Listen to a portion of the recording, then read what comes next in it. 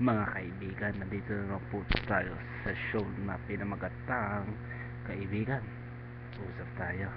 Nandito pa rin po kasama nyo kami dalawa, si Jason Barag at si JB Durrot.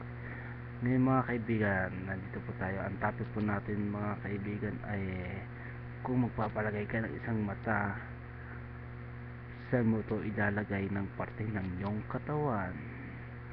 Ito mga sagot ng ating mga ka-Facebook mula kay Alison del Rosario.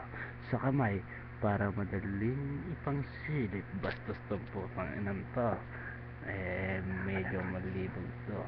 Nandito pa naman sa ikapangalawang comment. Sa likod para kitang kita ko ang taong tumatalikod ako ay siyang papatis. Ano? Sa likod para kung may papatay daw sa kanya makikita niya agad. May ano to, may point.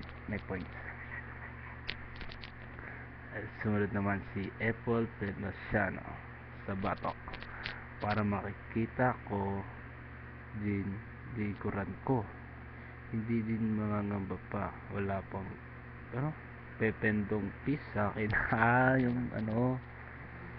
Yung tendong piece tumiko ko sa baba. Ngayon po ipapasok po ang aking mikropono kay Jason Burrag. Pasok. Magkakaroon